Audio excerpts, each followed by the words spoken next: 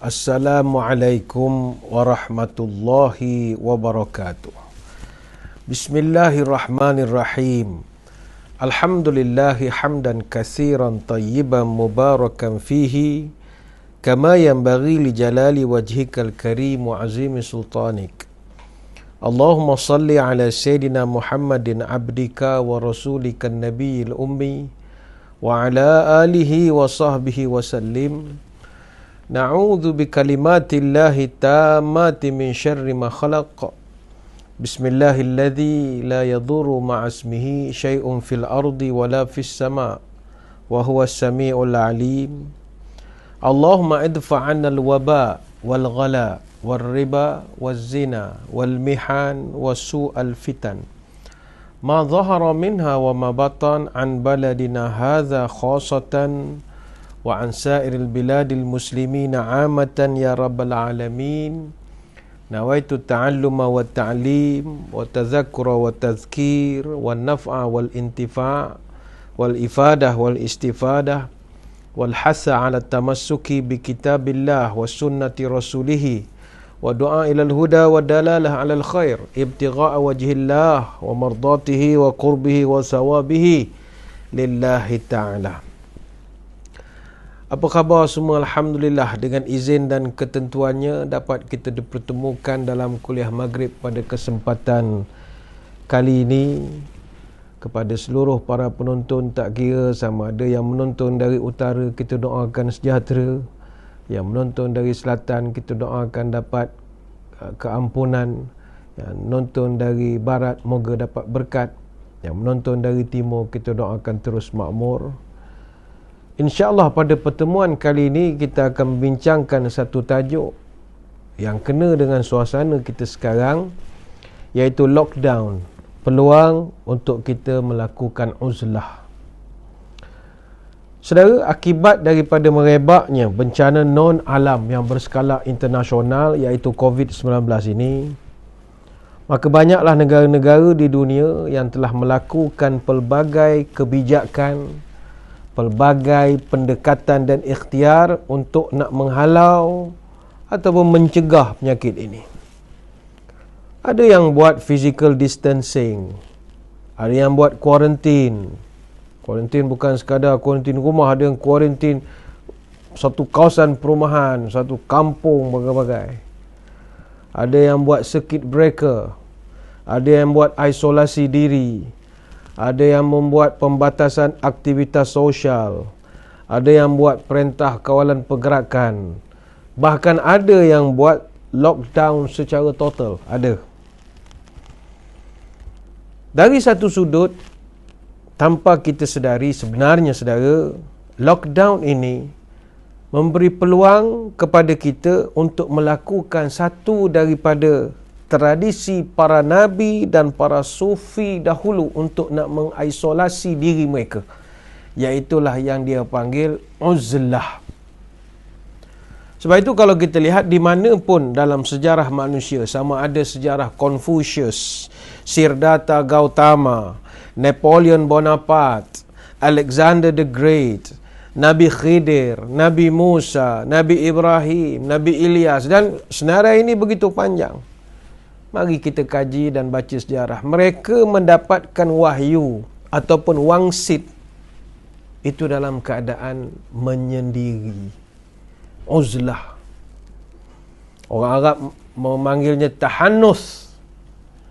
Orang Sufi memanggilnya uzlah. Ada orang panggil tertirah. Tapi orang Melayu menamakannya betapa atau pertapaan.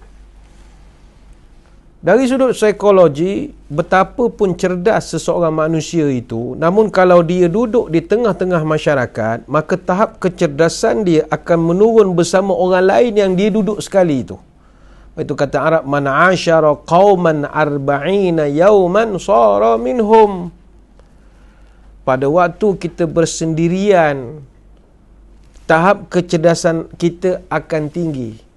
Tapi bila kita duduk dengan satu kaum, satu penduduk 40 hari lamanya, maka kalau kaum yang kita duduk tu terdiri daripada ramai orang bodoh, maka kita sekali jadi bodoh. Kalau kaum itu kita duduk 40 hari bersama mereka, terdiri daripada orang yang kurang waras, dengan kita-kita sekali kurang waras. Sebab itu orang-orang hebat dulu mencari masa untuk menyendiri. Kerana ketika bersendirian itulah kecerdasan yang asal akan muncul kembali.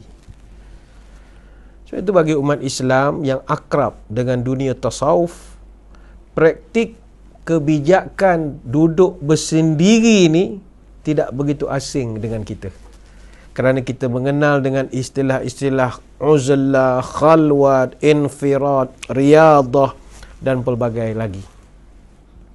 Mari kita lihat secara harfiahnya, secara bahasanya, riyadah itu maknanya latihan spiritual yang biasanya kita lakukan di tempat-tempat yang sepi, yang jauh daripada hiruk pikuk keramaian orang. Itu riyadah dipanggil. Ada pula yang dipanggil uzlah.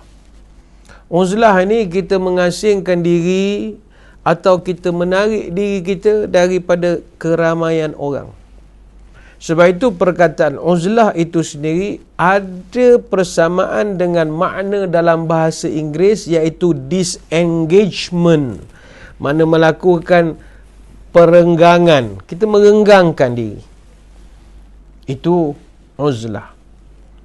Adapun khalwat ataupun infirad, itu maknanya menyendiri. Tapi sebabkan khalwat ini telah disalah faham di dalam bahasa kita sebagai perbuatan yang tidak baik. Maknanya lelaki perempuan duduk berdua-duaan tanpa nikah, itu kalau kita tangkap khalwat. Tapi perkataan itu sendiri adalah perkataan yang bagus. Khalwat maknanya menyendiri. Khalwat adalah amalan bersendiri atau penyepian yang lebih memerlukan kepada penyerahan jiwa 100%. Lepas itu kalau dibahagikan, uzlah ini dilaksanakan pada peringkat yang lebih awal sebelum seorang itu mampu melakukan dan melengkapkan ibadah khalwat. Sebab itu khalwat secara bahasanya asal daripada perkataan khala, maknanya sepi. Dan daripada perkataan inilah dibentuk khalwah, yang diserap dalam bahasa kita panggil khalwat. Jadi praktik khalwat ini adalah praktik kita menyepikan diri, mengasingkan diri daripada orang. Apa tujuannya? Nak mendekatkan diri kepada Allah Subhanahu Wa Taala. Salah satu rujukan yang sering digunakan oleh masyarakat yang mempraktikkan khalwat, infirad, riyadah, uzlah ini adalah kitab-kitab sufi yang sering kita dengar dan ada juga yang kita kaji. Contohnya Ihya Ulumuddin ataupun Minhajul Qasidin. Ini semua karangan Imam Al-Ghazali. Ataupun menggunakan kitab Ar-Risalah Al-Qushairiyah karangan Imam Abdul Karim Hawazin Al-Qushairi, dan beberapa kitab-kitab lain khususnya yang disusun oleh para imam tarikat. Sebab itu saudara sekalian, kita dengan kesibukan kita payah nak cari masa untuk beruzlah ini. Sebab itu Said Ali Khawas pernah ditanya, apa beza antara uzlah dan juga khalwat? Maka jawab beliau, khalwat ialah kita mengosongkan hati dari segala hal selain Allah saja. Buang semua. Kesibukan bekerja buang, kesibukan mencari duit buang, kesibukan kita melakukan aktiviti hobi-hobi kita buang semua. Yang tinggal hanya Allah saja. Itu dia mengosongkan. Adapun uzlah ialah usaha seorang itu menyingkirkan hati daripada nafsu dan apa yang menjadi ajakan pada nafsu. Jadi ini perbezaan di antara uzlah dan juga khalwah. Sebab itu uzlah atau menyendiri ni lebih banyak dibahaskan oleh orang yang cenderung kepada ilmu ataupun bidang tasawuf, orang sufi. Kerana bagi orang sufi ada 4 rukun tasawuf yang mereka perlu lalui untuk nak menaikkan martabat iman mereka, kedudukan mereka. Pertama sekali al-uzlah. Yang keduanya as-samt. Yang ketiga al-ju'. Yang keempat as-sahar. Maknanya, pertama sekali mengasingkan diri. Orang tarikat, orang tasawuf, dia mesti lalui proses mengasingkan diri, al-uzlah. Kemudian mereka as-samt, maknanya diam, kurangkan bercakap, banyak berzikir, ingat pada Allah. Yang ketiga al-ju', sentiasa lapar, maknanya puasa. Kalau orang tarikat tapi kuat makan ataupun hidup tu hobinya memang food hunter, atau tak boleh, dia tasawuf tak boleh begitu. Yang keempat az-zahar, dia berjaga malam. Sebab itu walaupun tidak sama persis dari segi maknanya, istilah-istilah ini dia mengarah kepada tujuan yang sama, iaitu kita berusaha untuk menjauhkan diri daripada maksiat dan nak fokuskan dengan pelbagai amalan ibadah untuk dekatkan diri kita dengan pencipta. Walaupun tujuan uzlah, khalwat, infirad, riyadah ni nak menjaga agama, dan physical distancing, social distancing, lockdown dan sebagainya adalah untuk menjaga jiwa atau nyawa, kedua-dua perkara ini boleh dilakukan secara bersamaan. Sebab itu saudara, kita bersyukur kehadrat Allah. Kita kalau nak lakukan al-uzlah ini tak terbuat dia kita, sebab kita sibuk kerja, hobi lagi. Ada orang dah tak kerja, Sabtu Ahad dia tak bekerja, dia entah pula kayuh basikal, bawa motor, jogging.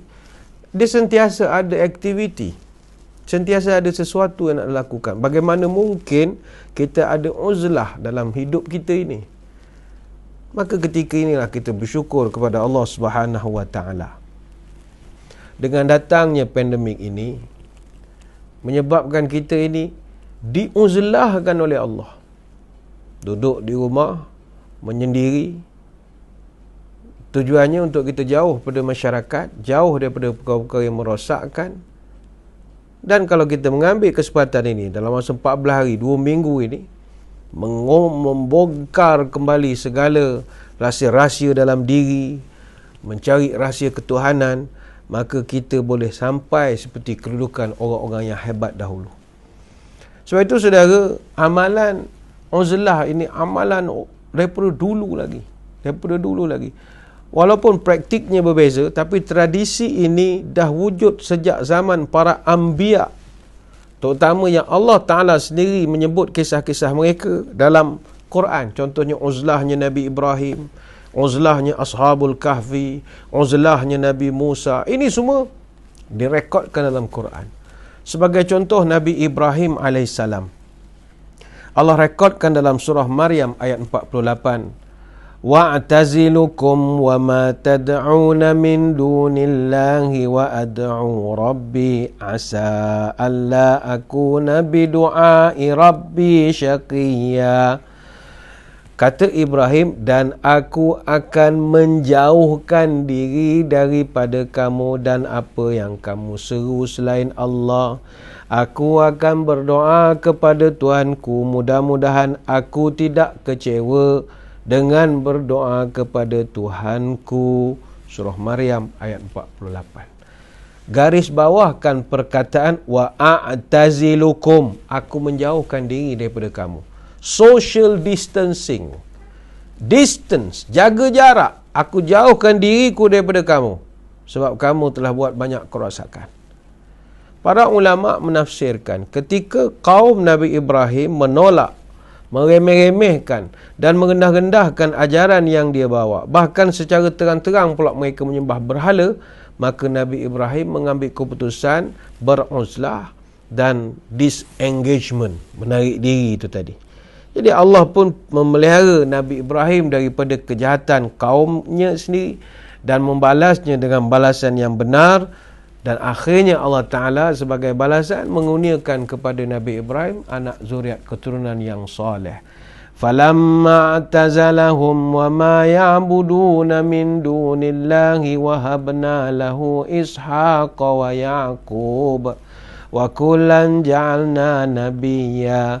Maka ketika Ibrahim, falamma atazalahum, ketika Ibrahim distancing, menjauhkan diri daripada mereka, iaitu kaumnya yang tak betul ni tadi, dan wahabna lahu ishaq wa yaqub, maka kata Allah, aku kurniakan kepada Ibrahim Ishaq dan juga Yaqub, wa kullan ja'alna nabiyya, dan aku jadikan masing-masing diangkat menjadi Nabi. Surah Maryam ayat 49. Jadi panjanglah cerita Nabi Ibrahim ni, mengasingkan diri.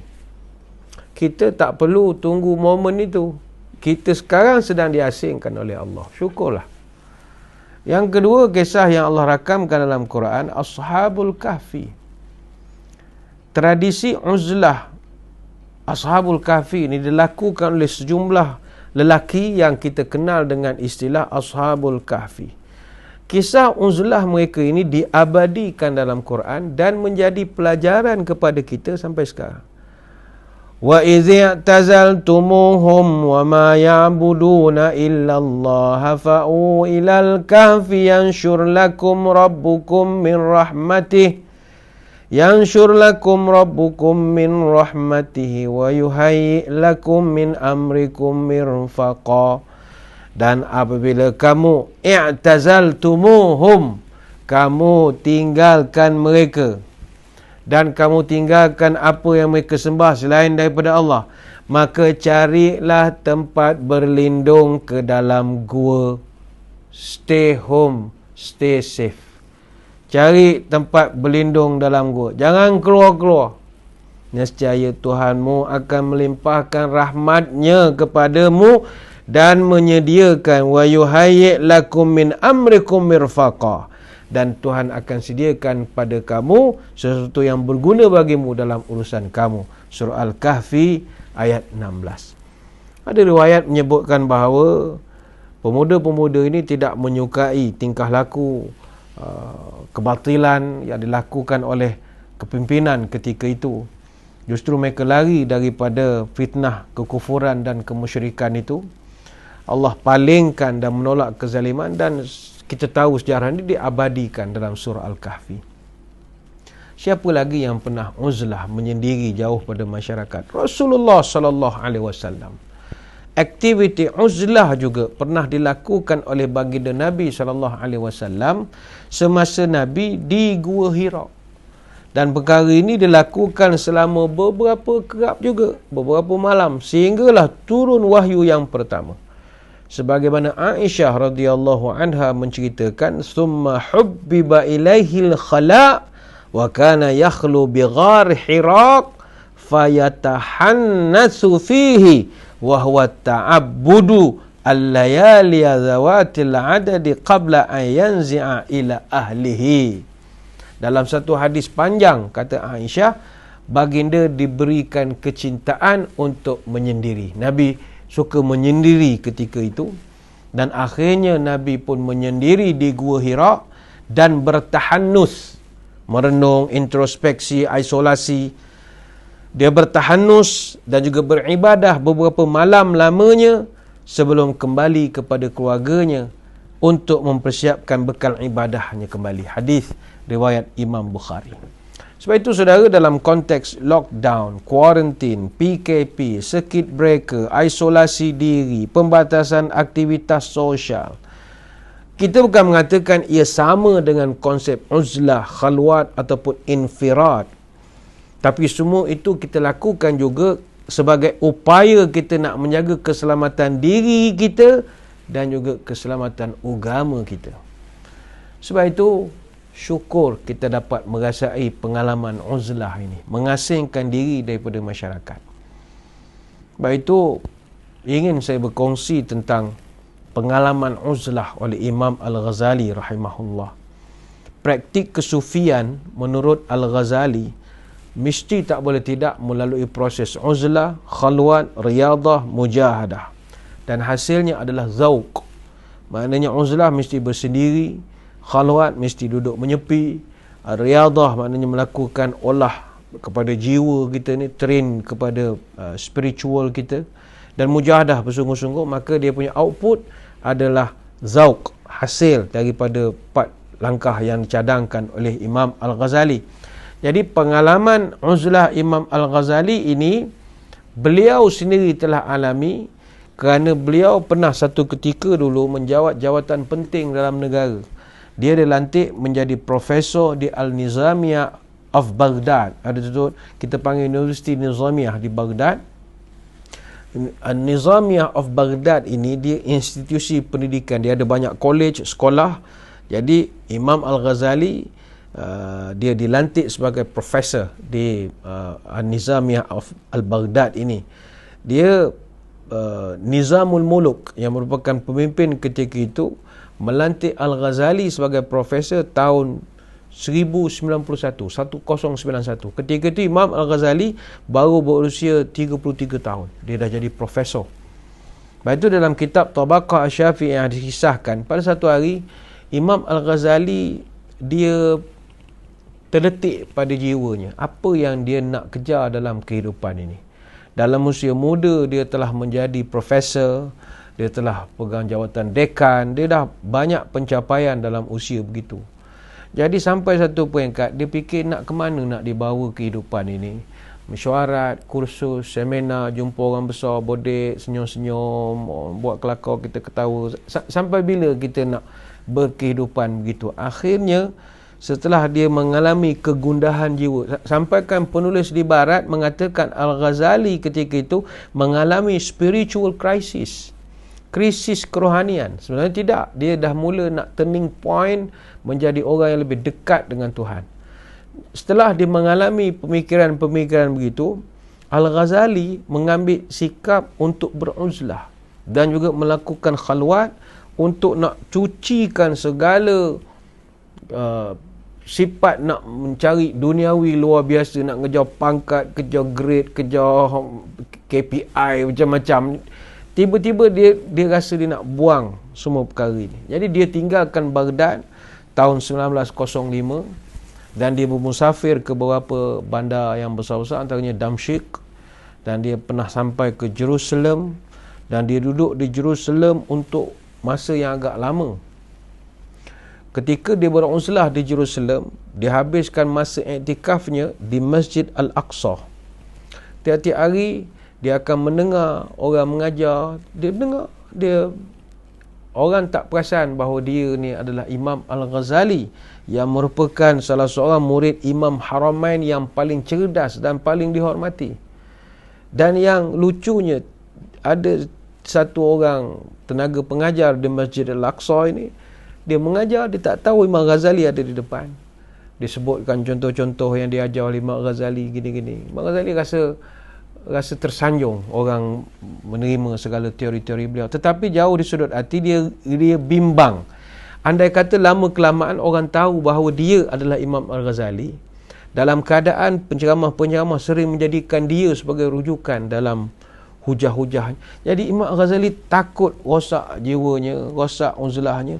Akhirnya dia pindah, mengasingkan diri lagi daripada kawasan tersebut, pergi ke kawasan yang agak pedalaman sedikit, duduk di kawasan yang agak berhutan.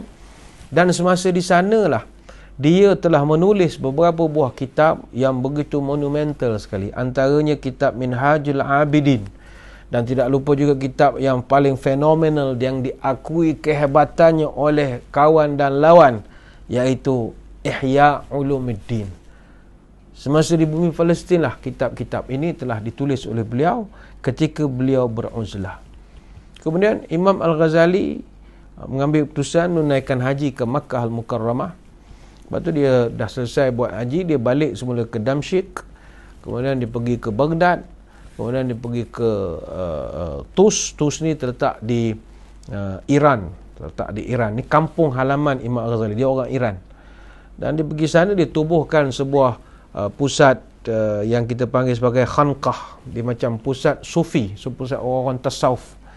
Tahun 1106 dia dipujuk oleh pihak kerajaan untuk mengajar semula di Madrasah An-Nizamiyah, tetapi dia menolak.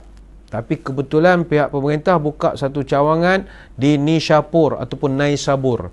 Naisabur ni sebelah timur laut Iran, lebih kurang 160 km saja daripada kampung dia di Tus itu. Jadi ketika itulah Imam Al-Ghazali terima balik, bertugas dan berkhidmat sebagai tenaga pengajar di Madrasah An-Nizamiyah cawangan Naisabur. Ketika itulah dia merasakan bahawa kehidupan ini ada kelazatannya. Walaupun sebelum itu dengan jawatan profesor yang dia miliki, menjadi rujukan banyak pihak. Kalau umpama sekarang ni siang malam masuk TV lah, orang tanya pendapat isu semasa berbagai lagi. Dia sentiasa jadi ahli majlis ini, penasihat syariah di sana sini-sini. Tapi sampai satu peringkat dia berfikir dia nak menyendiri, jauh daripada hiruk pikuk dunia. Tapi apa yang Imam Ghazali rugi dapat? Tak ada apa yang dia rugi. Bahkan namanya sampai sekarang masih dijadikan rujukan. Sebab itu inilah kemanisan beruzlah. Justru saudara, bagaimanakah kita dalam suasana lockdown ini, PKP 3.0 ini? Kita nak jadikan lockdown kita ni sebagai uzlah. Memang tidak sama. Ini mungkin bagi orang tarikat, orang sufi yang menonton mungkin kata ini tak sama, Syekh. Kita tak pernah katakan lockdown dan uzlah ini sama. Tetapi mari kita mengambil falsafah yang ada di dalam uzlah itu untuk kita jadikan sebagai falsafah dalam lockdown kita ini juga. Saya nak berkongsi dengan saudara-saudari sekalian dalam kitab Minhajul Atqiya fi Syarh Ma'rifatil Azkiya ila Tariqil Awliya, yang merupakan sebuah kitab monumental karya Kiai Soleh Darat. Dalam kitab ini dia memberi panduan bagaimana melakukan uzlah tatkala datangnya fasaduz zaman. Ni kitab ni ditulis lama dah. Tapi dia mengajar kita bagaimana nak beruzlah menyendiri dalam keadaan fasaduz zaman, kerosakan yang teruk dalam satu-satu zaman ini. Bila kita sebut nama Kiai Soleh Darat, ini bukan sembarangan ulama. Kiai Soleh Darat ini dia tulis kitab Minhajul Atqiya ini pada tahun 1899 Masihi. Tapi buku-bukunya kalau kita kaji semua merentas masa. Dia macam dia ada time tunnel, apa yang berlaku pada masa akan datang. Kiai Soleh Darat ini nama sebenarnya Al-Alim Al-Alama Syekh Muhammad Saleh bin Umar As-Samarani Al-Jawi Asy-Syafi'i, yang lebih dikenali dengan gelaran Mbah Soleh Darat ataupun Kiai Soleh Darat. Seorang ulama besar di Semarang, di Jawa Tengah sekitar tahun 1900. Dari tangannya lah melahirkan begitu ramai para ulama terkenal di Nusantara. Dia adalah guru kepada Kiai Haji Muhammad Hashim Asy'ari yang merupakan pahlawan nasional Indonesia. Begitu juga dia adalah guru kepada Kiai Haji Ahmad Dahlan, pengasas Muhammadiyah Indonesia. Dan dia jugalah orang yang telah mempengaruhi perjuangan, pemikiran dan perjuangan Raden Ajeng Kartini, Ibu Kartini. Ini bukan calang-calang kiai, calang-calang ulama. Dia memberikan beberapa pengajaran kepada kita. Pertama, kata dia, dalam uzlah zaman kita sekarang ini, nombor satu, syarat uzlah ini adalah mesti berada dalam rumah. Apa makna berada dalam rumah? Dalam rumah bukan sekadar duduk dalam rumah kita sebagaimana kita sekarang. Duduk dalam rumah, tak ada. Rumah ini, kata Kiai, adalah simbol bagi seseorang untuk tidak beranjak pada situasi yang boleh menyeret kita ke arus gelombang fasaduz zaman ini.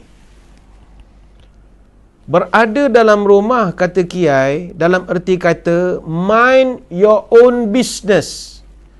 Duduk dalam had kita. Jangan jadi jack of all trades tapi master of none. Gaya macam tahu semua perkara tapi hapah satu apa pun dia tak tahu sebenarnya. Jangan lagi ada orang awam nak membahas hal agama sehingga menimbulkan polemik agama. Orang awam duduk dalam rumah awamnya. Orang agama duduk dalam dinding rumah agamanya. Jangan cerita hal lain. Cerita hal vaksin ke, cerita hal imunisasi ke. Different faculty. Duduk dalam rumah. Kita bukan orang politik. Jangan cerita hal politik sampai menimbulkan kegilaan politik. Stay at home. Hal-hal agama misalnya. Kalau orang awam, netizen, orang antah berantah, dah mula nak campur tangan hal agama, keluar daripada rumah dia, itu kerosakan. Fasaduz zaman, kata Kiai. Fasaduz zaman. Dia agama ni, dia kena ada pakar dia. Mesti ada pakar dia. Jangan asal ustaz, dia pakar. Tidak mesti juga. Ada ustaz, dia mahir bidang tertentu. Iqra' misalnya. Dia mengajar Iqra' memang dia terror. Tutup mata, dia hafal semua. Dia handal baca Quran. Taranumnya, tajwid, bagai-bagai. Bagus. Ada ustaz kemahirannya berpetualang di masjid. imam, bacaannya begitu bagus. Dia sebut takbiratul ihram tu pun dah sedap kita mendengar. Belum Fatihah lagi. Bilal, ada yang kemahirannya tukang mandi mayat, ada kemahirannya mutawif, terror betul dia pasal Mekah, macam kampung sendiri je. Dia tahu semua lorong-lorong. Ada orang dia ustaz sebab dia kerja di Jabatan Agama. Mungkin dia tak mesti, mungkin duduk bagi khidmat pengurusan, panggil ustaz juga dia orang. Kerja di pejabat qadi, kerani, panggil ustaz juga dia orang. Guru kafah, guru khat. Setiap orang ini dia ada kemahiran, ada rumah masing-masing. Kalau ahli Quran, dia ada kepandaian bidang Quran. Belum tentu dia pandai usul fiqh. Belum tentu dia pandai tentang perubatan. Belum tentu dia pandai tentang kaedah hadis. Ini dimaksudkan stay at home. Home dalam erti kata mind your own business. Duduk dalam dinding kita sahaja. Ada orang marah mufti buat hukum hakam. Saudara-saudari sekalian, kalau kita nak beli barang-barang buat rumah, kita pergi kedai hardware. Kalau kita nak menambah baik komputer kita, kita pergi cari software. Tapi kalau kita nak faham hukum hakam agama zaman moden, kita kena guna fatwa. Bukan fatwa. Fatwa ini mustahak kerana setiap orang ada kepakaran ikhtisas. Hatta dalam dunia perubatan pun, hatta dalam dunia fakulti perundangan pun, dia ada orang-orang. Tidak mesti kalau dia lawyer, dia tahu semua perkara. Mungkin dia lawyer tapi bidang sign agreement rumah. Belum tentu dia pakar perlembagaan negara, walaupun dia lawyer. Ataupun dia doktor, ada DR di depan, tapi dia pakar misalnya dalam masalah gigi, dentist misalnya. Jadi kalau kita ada masalah sakit puan, takkan nak jumpa dentist, walaupun doktor. Maka sama jugalah, masing-masing ada rumah masing-masing. Sebab itu saudara-saudari sekalian, dalam kita beruzlah ini, usah sibuk hal orang. Salah cakap, kita akan rosakkan orang. Sebab itu dalam hadis ada disebutkan tentang ruwaibidah. Nabi pernah cerita, wa yantiqu fiha ruwaibidah, qila wa ma ruwaibidah ya Rasul. Nabi kata nak kiamat nanti muncul ruwaibidah yang akan banyak berbicara, banyak cakap, kata Nabi. Sahabat bertanya, wa mar ruwaibidah? Siapa ruwaibidah ini ya Rasul? Maka dijawab oleh Nabi, as-safihu yatakallamu fi amril amati. Ruwaibidah ini adalah orang bodoh yang nak bercakap tentang masalah umat. Safih ini dia bukan sekadar bodoh, pandai. Dan dia bukan sekadar pandai, bebal. Jadi kalau dah pandai, bebal, pandai bercakap, hancur masyarakat. Walaupun cakap itu bunyinya benar, tapi kerana dia luar daripada rumah dia, rosak masyarakat. Baik tu orang tutur pesan, jangan jadi orang bebal sampai tua tak menyorong akal. Apa tanda orang bebal tak tahu beza nangka dengan temabal. Putik buah nangka tu dia tak boleh beza dengan nangka. Tapi kalau bercakap memang dia terror lah. Tanda manusia dungu dan bebal, dada kosong, akal sejengkal. Bercakap tak berhujung pangkal, berkata macam orang kehilangan akal. Diberi nasihat telinganya tebal, rakyat sengsara negara tertinggal. Kalau jadi pemimpin pasti menyesal. Ini ruwaibidah kata Nabi. Jadi kita jangan keluar daripada rumah kita. Itu nasihat orang tua-tua, tumbuk sambal campur temabal, lauk dimasak dalam belanga. Orang bebal jangan ditabal, nescaya rosak budaya bangsa. Bawa kendi pergi berjaga, jual bersama labu dan guri. Akal budi manusia bebal, hancur binasa anak negeri. Ini yang pertama. Stay at home, secara falsafahnya, jangan busybody. Buat hal. Ini uzlah kita. Yang kedua kata Kiai, menjaga lisan. Menjaga lisan. Ketika beruzlah, jagalah lisan. Dalam konteks era digital ini, kita tidak lagi hanya menjaga lisan, tapi kita juga kena secara saksama berhati-hati mengendalikan secara total perilaku kita. Fasaduz zaman di era ini boleh terjadi melalui tangan-tangan kita. Ketika tulisan kita di Twitter, di Instagram, di Facebook, di WhatsApp dan pelbagai peranti-peranti dan pelantar-pelantar lagi. Kalau tidak dijaga, kita akan menyumbangkan lagi kepada fasaduz zaman, kerosakan zaman. Jadi jaga lisan, jaga tangan-tangan kita yang berkata-kata ini. Itu yang kedua. Yang ketiga, sepanjang beruzlah pada era fasaduz zaman ini, kata Kiai, lakukanlah banyak kebaikan-kebaikan dan jauhkan kemungkaran. Dalam bahasa mudah, lakukan amalan-amalan soleh. Jangan jadikan uzlah kita ini sebagai rehat-rehat, masak-masak, baring-baring, guling-guling. Tidak. Penuhkan dengan amal kebaikan. Sebab itu ada doa yang dianjurkan untuk kita baca dalam uzlah. Doa ini dianjurkan oleh Syekh Abu Al-Hasan Asy-Syadzili. Ini ulama besar bidang tasawuf. Ketika seorang hendak memulakan uzlah, kata dia, bacalah Bismillah wa billah wa minallah wa ilallah wa alallah falyatawakkalil mutawakkilun. Senang saja. Bismillah dengan menyebut nama Allah, wa billah dengan pertolongan Allah, wa minallah dari Allah, wa ilallah menuju Allah, wa alallah hanya kepada Allah, falyatawakkalul mutawakkilun hanya kepada Allah hendaknya bertawakallah orang-orang yang bertawakal. Dalam kitab Risalatul Amin fil Wusul ila Rabbil Alamin, Syekh Abu Al-Hasan Asy-Syadzili mengatakan, "Inda dukhul fil uzlah fastamsik biha wa la ta'jal fi syai' min umurika wa qul bismillah wa billah wa minallah wa ilallah wa 'alallah falyatawakkalul mutawakkilun." Ketika kamu masuk ke tempat beruzlah, hendaklah kamu berpegang kepadanya.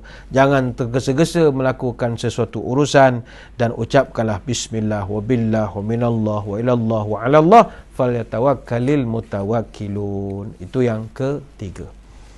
Yang keempat, dalam kita beruzlah ni, kata Kiai, ikutilah tata cara, perilaku, perangai ulama-ulama yang sebenar dalam kita melakukan uzlah ini. Bila Kiai maksudkan mengikut ulama yang sebenar, adalah ulama yang betul-betul ulama, original ulama. Masalah kita sekarang zaman ini, nak jumpa ulama yang genuine itu memang payah. Itu diakui memang payah betul. Jadi-jadian tu ramai. Kita tak tahu betul atau tidak jadi-jadian. Sebab itu kata Abu Zar, Nabi pernah menyebut, innakum fi zamanin ulama'uhu kathirun khutaba'uhu qalilun man taraka fihi usyaira ma ya'lamu hawa au qala halaka. Sesungguhnya, kata Nabi, kamu semua ni, kata kepada para sahabat, kamu berada pada zaman ulama'nya ramai dan khutaba'nya sedikit. Khutabak ni penceramah. Ulama' ramai, penceramah sedikit. Barang siapa yang meninggalkan 1/10 dari yang dia ketahui, maka dia telah sesat, kata Nabi.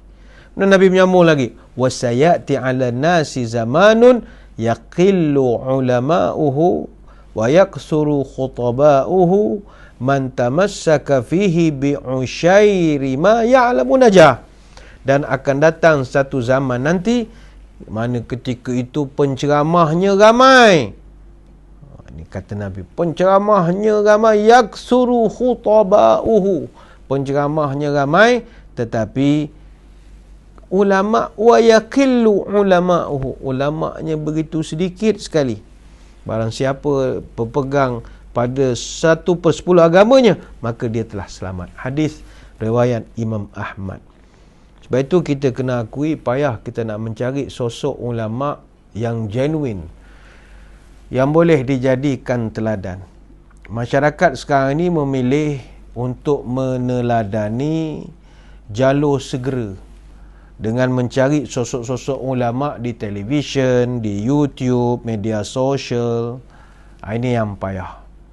Sedangkan ulama'-ulama' yang genuine, yang sebenar ini adalah mereka yang bergelanggang dan yang sedang giat menyebarkan ilmu Itu ulama, dia mesti menyebarkan ilmu, sama ada di pondok-pondok pesantren atau menjadi pensyarah di universiti. Ini kerja para ulama yang sebenar. Mereka mengajar lagi dan lagi dan lagi dan lagi. Yang ini kita kena cari. Ini kita kena cari. Itu yang keempat. Yang kelima, kata kiai, orang yang sedang beruzlah, yang kelimanya, hendaklah dia meninggalkan kebiasaan orang-orang pada zaman dia. Maknanya kebiasaan yang dimaksudkan oleh kiai adalah kebiasaan orang di luar rumah kita yang menyebabkan kepada fasadus zaman ini. Kerosakan zaman ini kerana dosa-dosa manusia. Dosa-dosa itu kita perhatikan apa puncanya. Jadi punca itu hendaklah kita jauhi. Kita duduk di rumah, jangan kita buat perangai-perangai orang di luar sana. Baik itu, kalau kita lihat apa kebiasaan masyarakat kita di luar rumah kita sekarang yang tak sepatutnya kita ikut.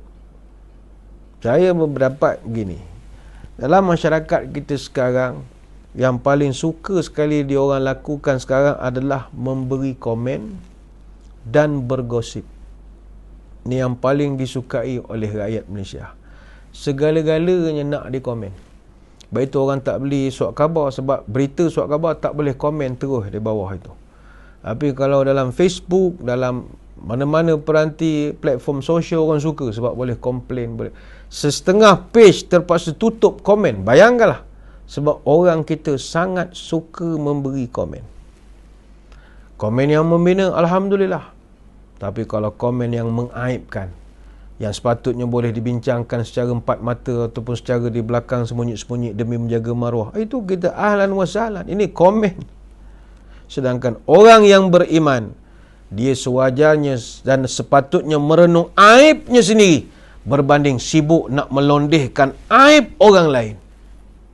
Ingatlah saudara-saudari sekalian, Allah sangat murka kepada orang yang busybody dan suka gosip menggosip. Baik itu, kata Ibnu Ammar, Nabi pernah berpesan, man tatabba'a aurata akhihil muslim tatabba'a Allahu auratahu, wa man tatabba'a Allahu auratahu yafdahu walau fi jawfi rahlih. Barang siapa yang mencari-cari aib ataupun perkara-perkara yang boleh memalukan saudaranya yang muslim, nescaya nanti Allah akan membuka aibnya walaupun dia sedang berada dalam rumahnya sendiri. Ini hadis riwayat Imam At-Tirmizi. Tu jangan main-main. Jauhi budaya 3G. Ghibah, gunjingan, gosip. Jauhkan budaya ini. Sebab sesiapa pun yang bergosip kepadamu, pasti dia akan bergosip juga tentang dirimu. Ingat, orang yang suka bergosip tidak ada harga dalam masyarakat. Great people talk about ideas. Average people talk about things. But small people talk about other people. Orang-orang yang hebat, mereka bercakap tentang idea. Bagaimana kita nak membangunkan balik negara kita daripada masalah ini. Apa idea-idea yang bagus kita boleh kongsikan supaya masyarakat dapat dibantu dalam keadaan kesusahan begini. Apa yang pihak pemerintah perlu lakukan. Ini idea, ini idea. Ini great people. Tapi average people talk about things. Musim PKP 3.0 lockdown yang mereka bercakap soal benda. Nak beli itu, nak beli ini. Benda, things. Ini average people. Tak ada idea. Tapi yang lebih teruk, small people. Talk about other people. Duduk, scroll, sibuk hal orang. Busybody, orang balik kampung dia sibuk. Orang ke roadblock dia sibuk. Orang pergi pasar dia sibuk. Orang beli lauk dia sibuk. Sibuk. Talk about other people. Ngumpat, mengata, bergosip. Ini small people. Tak ada harga dalam masyarakat. Maka saudara-saudari sekalian, jauhkanlah perkara-perkara ini. InsyaAllah, uzlah yang kita lalui ini, bolehlah. Ataupun lockdown yang kita lalui ini, mudah-mudahan dinilai sebagai uzlah di sisi Allah Subhanahu Wa Taala. Banyak nak diterangkan, tapi masa kita tak mengizinkan. Sekali lagi, Kita mengucapkan ribuan terima kasih di atas perhatian. Mohon maaf sebarang kekurangan. Mudah-mudahan kita dapat bertemu pada lain-lain kesempatan. Sebelum kita berpisah, marilah kita menadah tangan berdoa. Moga pertemuan kita ini sama-sama diberkati oleh ilahi. A'udzubillahi minasyaitonirrajim. Bismillahirrahmanirrahim. Allahumma salli ala Sayyidina Muhammad wa ala alihi Sayyidina Muhammad. Allahumma inna nas'aluka minal khairi kullihi ajilih wa ajilih ma alimna minhu wa ma lam na'lam wa na'udzu bika minasyarri kullihi ajilih wa ajilih ma alimna minhu wa ma la na'lam. Allahumma inna nas'aluka min khairi ma sa'alaka 'abduka wa nabiyyuka wa na'udzu bika min syarri ma 'adza bihi 'abduka wa nabiyyuka. Allahumma inna nas'aluka al-jannata wa ma qarraba ilaiha min qawlin aw amalin wa na'udzu bika minan nari wa ma qarraba ilaiha min qawlin aw amalin wa nas'aluka an taj'ala kulla qada'in qadaitahu lana khaira. Ya Allah, kami mohon padamu semua kebaikan yang disegerakan atau kebaikan yang ditunda, apa yang kami ketahui ataupun yang tidak kami ketahui, kami berlindung kepadamu daripada semua keburukan, baik yang disegerakan ataupun yang ditunda, yang kami ketahui ataupun yang tidak kami ketahui. Ya Allah, kami mohon padamu syurga dan apa yang boleh mendekatkan kami kepada syurga, sama ada dengan ucapan maupun perbuatan. Kami berlindung kepadamu dari neraka dan apa yang boleh mendekatkan kami kepada neraka, sama ada dengan ucapan atau perbuatan. Dan kami mohon kepadamu, Ya Allah, semua takdir yang Engkau tentukan untuk kami baik-baik belaka. Subhanakallahumma wa bihamdika nasyhadu an la ilaha illa anta nastaghfiruka wa natubu ilaik. Sallallahu ala sayyidina Muhammadin wa ala alihi wa sahbihi wa baraka wa sallam. Walhamdulillahi rabbil alamin. Sekadar itu, wabillahi taufik wa hidayah. Wassalamualaikum warahmatullahi wabarakatuh. Wallahu a'lam.